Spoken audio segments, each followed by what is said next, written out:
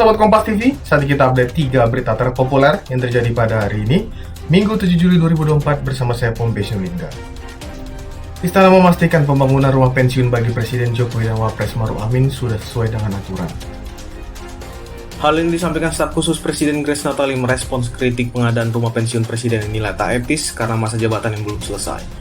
Grace menyebut pagu hingga mekanisme pengadaan rumah pensiun ini telah selaras dengan Permenku nomor 120 tahun 2022. Pembangunan pun saat ini masih dalam tahap pemerataan tanah sehingga bisa dipastikan serah terima baru bisa dilakukan setelah masa jabatan Presiden Jokowi usai.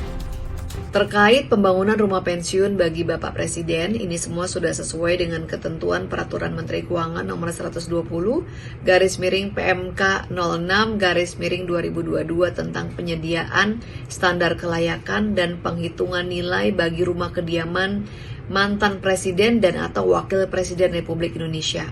Di situ diatur dengan jelas terkait dengan pagu dan juga waktu pengadaan dan semuanya sudah sesuai dengan ketentuan. Terkait biaya pemeliharaan, ini tidak akan menjadi tanggungan negara, melainkan menjadi tanggungan dari pemilik rumah. Pembangunan rumah sendiri saat ini masih dalam proses awal sekali, masih pemerataan tanah. Oleh karenanya bisa dipastikan ketika Bapak Presiden pensiun bulan Oktober nanti, prosesnya masih jauh dari selesai. Kemungkinan besar malah mungkin baru 1 tahun setelah masa pensiun baru bisa diserah terimakan.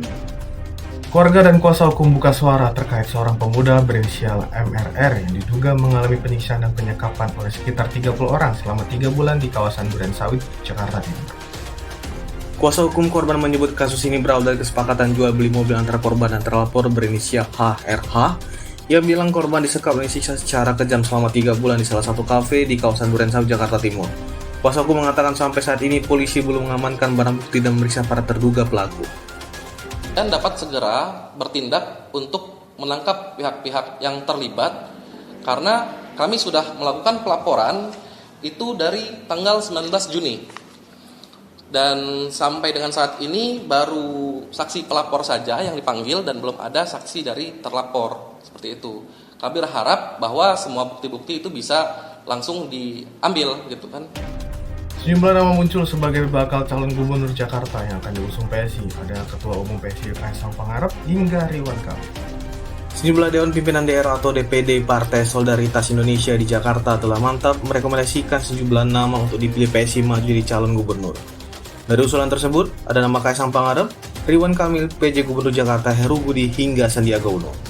Jubir PSI Dedek Prayudi bilang DPP PSI belum mengerucutkan nama karena menunggu hasil pleno di Jakarta Barat, Jakarta Timur, dan Kepulauan Seribu. Misalnya dari Jakarta Selatan, di sini sudah direkomendasikan 6 nama, yaitu 1 Mas Kaisang, 2 Kang Emil, Ibu Fahira Idris, Bang Nurmansyah Lubis, Bro Agus Hamonangan, juga Bang Eriko dari Partai Demokrasi Indonesia Perjuangan. Lalu dari Jakarta Pusat sudah dirampungkan atau sudah direkomendasikan 6 nama, yaitu Mas Kaisang Pangarep, Pak Heru Budi PJ Gubernur, Kang Emil, Bang Sandiaga Uno, Bang Fajar Sidik, juga Mas Pras Edi Marsudi yang kini menjabat sebagai Ketua DPRD DKI. Sementara Jakarta Utara sudah mengajukan 5 nama untuk direkomendasikan kepada DPW PSI DKI, yaitu 1 Mas Kaisang Pangarep, 2 Sis Grace Natali, Kang Emil, Pak Heru Budi PJ Gubernur, juga Mas Menteri Mas Nadiem Makarim.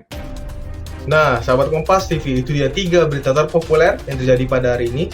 Saya Pompes Yulingga pamit undur diri. Jangan lupa di like, di komen, dan subscribe YouTube Kompas TV.